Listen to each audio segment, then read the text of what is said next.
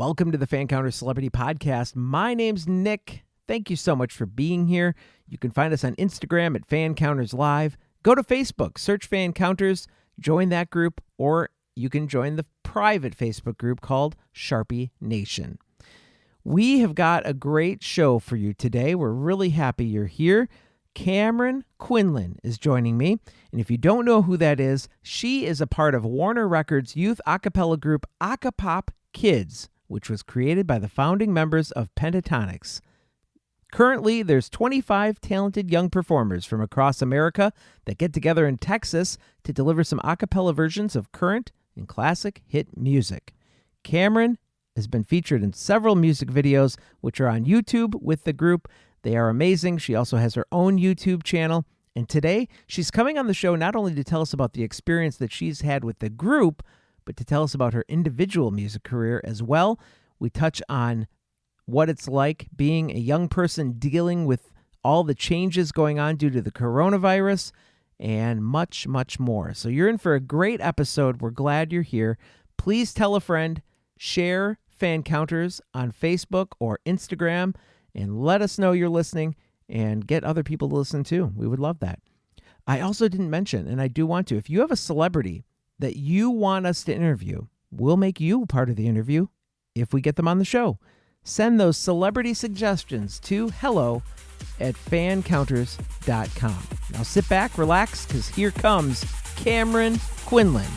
Coming to you from nowhere near the entertainment capital of the world, this is Fancounters with Nick and Elizabeth on the Podfix Network. There was this mob of people, and they're screaming my name. Crazy fans. Stop following me. Don't come around my house. If you do, the cops are going to be at yours. If I'm having dinner with my wife, don't sit down at my table. Don't follow me into the bathroom. Can I take a picture? Oh my God. I think this guy wants to fight me. Ended up being a fan. I'm the only one that's ever been on Sam Jackson and lived to tell about it. Well, guess what? I have a big surprise for you. That's why we call it Fancounters. I don't think you're going to last on the air very long. Camryn Quinlan, welcome to Fancounters. Thanks for being here. Thanks for having me. You're welcome. Now, I did a lot of research on you, listened to a lot of music, and I'm very impressed with your vocal ability. I'm sure all these new listeners and fans will too. What's impressive about you is that you wrote and released your first single, which was called Better Days, at just 10 years old. I've got a 10-year-old niece, and I cannot imagine her writing a whole song. But let's also bring into the fact that it was to bring awareness to teen suicide prevention. So have you been personally affected by that, or how did you become aware of that issue at 10? I don't even think my 10-year-old niece knows what suicide is. A girl in my town took her own life, and I was just so heartbroken that someone had to go through that much damage in their life, and I was very passionate, and I thought singing a song would bring awareness to it for people in need, knowing that there is better days, and it's just hard right now. For sure. And I think we're in some hard times right now, and we'll kind of talk about how you're dealing with that in a little bit.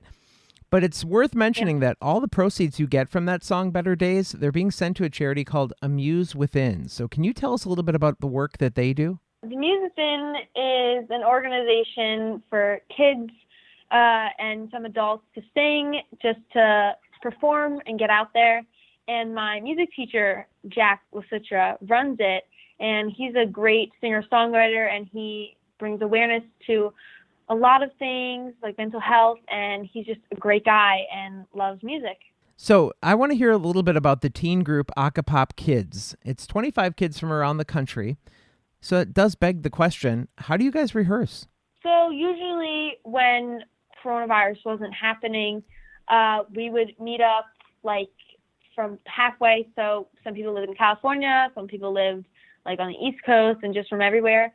So we would meet up in Texas for videos or recordings, just so that everybody could just kind of meet in the middle, and it was easier for traveling. How often did you guys get together before the coronavirus? I would say like maybe once every month or 2 months, and we'd go down for a couple of days or like a week to get things done without people missing things at home, and so they can get back to their families. And I know you guys are making videos, but was there a plan to tour at all, or what's the purpose of the group? I think it was just like a mini version of like the Pentatonix, just like for younger kids to get the opportunity to sing acapella. And I think they were thinking about doing more music and releasing more stuff on a tour, but unfortunately that was canceled. Did you get to meet Pentatonix? I got to meet Scott Hoying from the Pentatonix, and he was such a great person. Now, those music videos look really big budget, and the videos Breathing and Without Me, they looked like they were filmed in sort of a loft or warehouse space, while the song High Horse had you on a farm, which looked fun. What memories do you carry filming those videos? I remember for High Horse, it was probably the most fun set I've ever been on. It was like it had a bunch of acres, and we would just explore the entire place when we weren't working or when other people were working and we had free time. And all of my friends from the group, we would just explore, and it was just a huge like land, and it was just great looking at and seeing all the sights. Well, let's talk a little bit about the making of the music video, because they involve a lot of acting. So did you already have a love of acting as well, or was it harder to learn that part rather than the music itself? I used to do like plays and theater, and I acted a lot when I was younger, and just performing on stage kind of got me like ready for it. And so it wasn't really challenging for me. It was just really fun overall. And tell us a little bit about the lip syncing in a music video, because for me, I feel like you always can tell it's being done, no matter if it's a Maroon 5 or the Acapop Kids. You can just tell. So did they give you any tips to make that look more real? It's always good to sing along with the track, so you're not just lip syncing. You're singing with it, so you memorize the track. You're singing the same vocals. It's just clearer when it's pre-recorded. Sure. Now, are you singing along as you're filming the video? Like, are they playing the song and you're singing with your track? Yes, it's easier for the actors, so that you could just be more intuitive with it and you could just groove with it. For someone who's just 13, you've got a lot of great causes that you support. You've got a lot of knowledge about things that, I don't know that all kids your age have a knowledge of. So you advocate for mental health education and awareness. Have your parents talked to you a little bit about how the pandemic is affecting you, trying to get in your head a little bit, and also kids your age? I always knew about anxiety and mental health, especially during the coronavirus. And I learned more about it with research and everything. And it was I just noticed that when you're not with people who you are really surrounded, sometimes it's more of a struggle. With people maybe that brought you more happiness, you can't be around them, and knew that it's probably hard for a lot of people right now. And I think especially young people being away from their friends, having to switch from in-person school, which I think you did, to virtual school. How do you suggest that kids should cope with that, or how are you coping with all these changes? Well, I'm usually FaceTiming my friends a lot every night, or going on bike rides and social distancing outside, just so that you could still talk and have a conversation in person, but keeping health awareness. Yeah, and I think that technology has really helped as well. I have 2 8-year-old twin girls, and they we got them an iPad each for the homeschooling that we had to do. But so now they have this Facebook Kids thing where they're actually FaceTiming their 8-year-old friends, and it's kind of actually funny to see their interactions just so that they can see each other, which has got to make it a little bit easier. Yeah, it's great FaceTiming your friends, because it feels like you are back to normal, and you just kind of forget about things for a little bit because you're just back with your people. Now, let's go back to your music career a little bit, Camryn. You've got an impressive YouTube channel with your own videos on there featuring you as a solo artist. And as we talked a little bit about just a minute ago, being a part of a group puts you in a group setting. Was it hard to do so much work on your own, to have to compromise in a group setting? And how do you adapt to working not as a solo artist, but as a collaboration? It's something new and different, and I loved working with all the kids because they were so talented, and they were just very loving, open people. They had great personalities, and it was easy to just be friends with everybody. And it was a great experience, and I would definitely do it again. Do any situations come to mind where you maybe had to compromise what you wanted for the good of the group, or did the director just kind of make those decisions and say, nope, you're doing this? The director kind of placed people where they were, but there weren't really any issues. And I know you constantly work on songwriting. How long does it take you to write an entire song? What comes first? Do you do lyrics first, melody first, or does it matter? It really depends, because sometimes you'll get like a premise of a story and how you want the song to go, and you'll just start it right from there. Sometimes you start with lyrics, sometimes you start with a melody or chords, and it really depends for me, and it always changes. When you're recording melodies, how do you remember what you did if you really like something? Because unless you're constantly recording, just picking around on a guitar or on a piano, you might forget what you did. So do you find that some creative genius gets lost in the process of creating? Definitely, but voice memos, I'll always have recordings so that I don't forget any lyric ideas I had, or any melodies or riffs or anything like that, or any chords. Did you ever run into a situation where you thought, man, that was so good and I have no idea what I just sang? It's happened plenty of times, but I'll learn and just record voice memos when I'm writing or singing out ideas. You are 3 years into what's going to be a great music career for yourself. What do you think is your biggest accomplishment so far? What are you most proud of? I would say recording and releasing my songs, because I've always wanted to do that. I've always wanted to be a recording artist, and I just loved recording and singing it and then putting it out into the world and seeing people's reactions to it. Well, let's talk about that a little bit, because I'm sure, based on your online presence and the amount of things that you've gotten to do at such a young age, you're noticed among your friends, probably your community, and throughout the virtual world online. Do you have a fan base that reaches out to you to connect? And how do you handle your career responsibilities as a music artist with those personal friendships? My friends are really supportive of me. I do have some fan accounts, and I'll get reached out to by Instagram. But my friends are really supportive about it. They don't treat me any differently, and it's really great to hang out with them still. Okay. And you mentioned Instagram with over 100,000 followers. That's very impressive. How does it feel to have that many people following your career? I'm really grateful for people actually liking my music, because I just never thought this many people would really enjoy my music that much. And it's just great to see people actually being happy from it. Now, hopefully you've had a chance to perform in front of crowds and that kind of thing. On Fancounters, I like to hear about what your encounters are like with people who maybe have come up to you and loved what you do, or they love your music. Maybe they've reached out online with some words of encouragement. What fan moments stand out to you as memorable?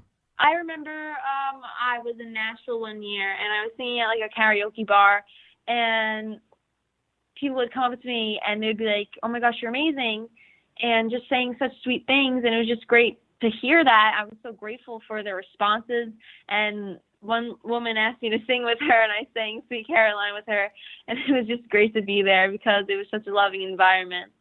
On the flip side, have you ever been starstruck when you worked with somebody, or is there someone you would definitely be starstruck by if you got a chance to meet them? I remember I was in I was in New York City, and I wasn't working with this person, but I did see DJ Khaled, and I was completely starstruck. I couldn't even speak. My lips could not move, and words would just not come out. But I would definitely be starstruck if I were to work with like Ariana Grande or Katy Perry or Alicia Keys. Actually, I was going to tell you, we had DJ Khaled's brother on Fancounters. I don't know if you knew that, but Allah Khaled, he does a podcast called Worst Ever Podcast, and he tells a lot of great stories. But in fact, he talks a lot about his nephew, DJ Khaled's son. I forgot his name off the top of my head. But there was a time when he was with DJ Khaled's little boy out in a store, and some woman's like, "Oh, can I get a picture?" And he's thinking that they know him from the podcast, and he's like, "Oh, sure." And he goes, "No, not with you, with the baby." And he goes, "I'm not going to let you take a picture with this 3-year-old nephew of mine. How do you know who that is?" And apparently he's got like an Instagram account, this 3-year-old or whatever, with millions of followers, and they recognized him. I thought that was kind of crazy. That is crazy. I know in your career, your parents are there for you. They help you balance your career and your personal responsibilities and all of that. But as an upcoming artist, with very big vocal potential, who else is helping you in your career? Sometimes people online make things look so easy. So who else is in your corner helping you with things like videos and coaching? Who's there for you? Definitely my teacher, Jack, my vocal teacher, Marissa Ann. She is a great vocalist, and she's just a great teacher. And my producers at the Lost Sound Studio, they are really great. And just everybody, all my friends and family around me. And who helps with those videos? Because they do look very awesome on your YouTube channel. Are you self-editing stuff? Do you have people doing that for you? Are you pretty good with the computer? My managers, Matt and Johnny from Lost Sound Studio, they usually make the videos and edit them, and they always turn out amazing, and they're just great at that. It's a couple years old, but I did like the one with all the vintage televisions. That was pretty cool. Yeah. So what's your ultimate goal with music, Camryn? Where do you want to be? Like, say when you graduate high school in 18, so that's 5 years away. Would you like to have a mega music career at that point, or would that make it difficult to make that decision on whether or not to go to college? What are you thinking now at 13? I would hope to have a lot of songs released, like an album. I really just want to make the world a better place with music and just to get that out any way possible. So touring would just be great, or just albums, anything. And do you see that more as your goal to be really big on YouTube and that kind of thing? Or are you looking for a record label? Obviously, you wouldn't turn it down if it came to you, but what are you looking for? Definitely like a record label. Okay. Or songs, yeah. Say you got that dream. Would you take time off to go to college, do you think? I don't know. It depends for like what timing it would happen, or like what's currently happening at the time. That's understandable. I want to be recording and releasing stuff as soon as possible. So if I didn't have to go to college, I mean, that would be okay. I just want to be recording as soon as possible. And what projects do you have coming up? What's been released lately? Direct us to some of your music, where we can find you, and what we can look for in the future. Probably more Acapop songs. Hopefully my music being released on like iTunes or Spotify.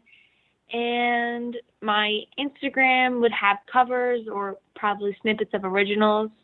And that's where anybody could find me. Tell us what those handles are. Where can we find you on social media? My Instagram is Camryn Quinlan Official, and my YouTube is also Camryn Quinlan Official, and so is my TikTok. So they're all the same name. Well, I want to thank you for taking some time today to chat with us. We're looking forward to watching your career grow and get, more songs out there. We like your original stuff, and we hope that you keep it coming. Thank you so much. My thanks to Camryn Quinlan for being on the show this week. We do appreciate her time, and we are going to keep tabs on this career as it blows up, I hope. As big as Ariana Grande and Katy Perry, I hope to see her working with those artists very soon. As I mentioned at the top of the show, we're on Instagram. Please subscribe. We just started the page. Share it. Fancounters Live on Instagram. And also make sure to join our Facebook group, Fancounters. You can email us at hello@fancounters.com if you have any guest suggestions. We'd love to hear those and bring you on as part of the show. And we have another intriguing guest next week, so come back to hear our conversations with people in the entertainment industry and what life is really like to live in the spotlight. Those are some of the questions we find out here on the Fancounters Celebrity Podcast. Have a great weekend, everybody. We'll talk to you next Friday.